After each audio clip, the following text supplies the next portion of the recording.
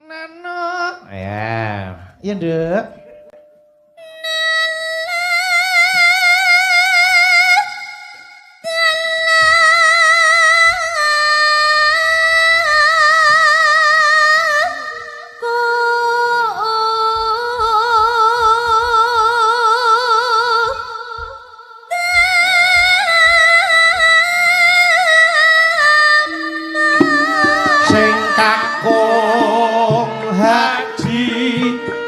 Putri sregep ngaji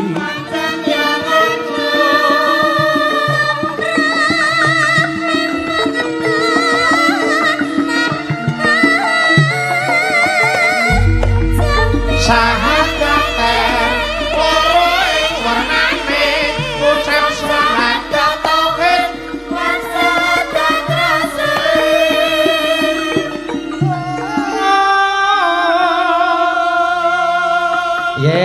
Elok ta? Elok hebat. Kandhane. Wis kaya sinden lawas. Waduh. Ayo jenenge tembang model piye jos. Nah niku tegese pondasine niken iki wis kuat. Nek pondasine kuat kuwi cara omah arep ditingkat pira wae ya bakal batal. Nggih. Terus senengku niken iki ngejeni karo seniore. Nggih ta? Kaya Mbak Darsini seniore ya diajeni. Mbak Fahmi kaya leluhure ya dijeni. Leluhur kok Mas. Lah ya maksud diluhur iki dituwakke ngono lho. Kaya Mas Bagong iki ya diajeni niken. Nggih. Wong tuwek darane tuwek berarti kan nggih ngajeni. Oh iya no, heeh, kudu. Nek kan ana sing tuwa meneh. Sapa? Ana sing mesake lho Mas iki mau. Sapa? Wis yoga tuwa kebalang wayang. Ora wong jenenge. Wis tak senenane butane. Terus nesu nabuhe kancane madheprono. Ora lek ngono ya papane gambang ning kono kok ya. Ya. Ayo. Ya kan? Hau. Ya.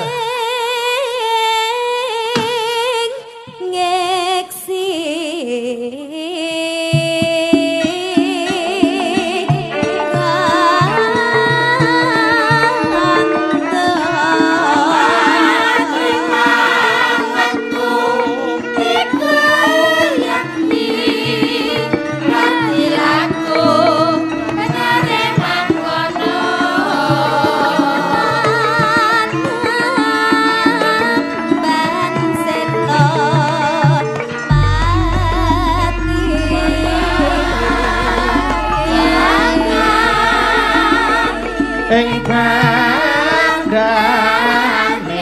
mring asmawe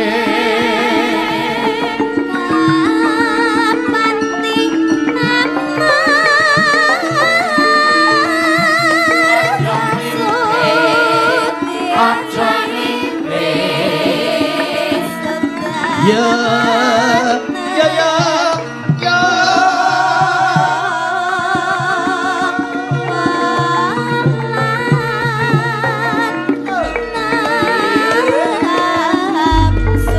wajib poso umrah lanang wadon badane dadi sehat imane tambah tangguh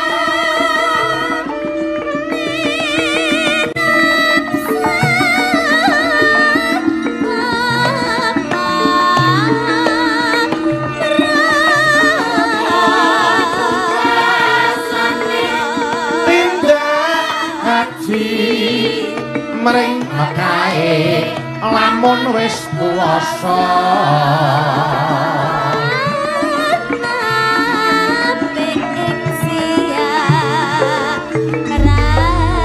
rukun Islam cangkem lima iku dadi wajib pira ingkang tak tindakno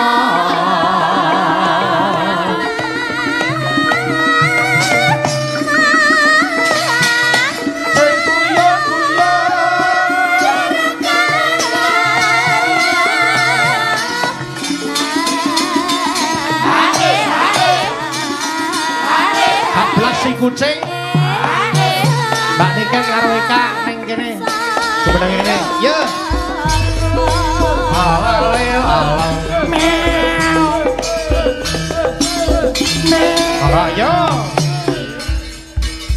Alale. Mau bengi terus konsang masing apa turu atiku tansah isi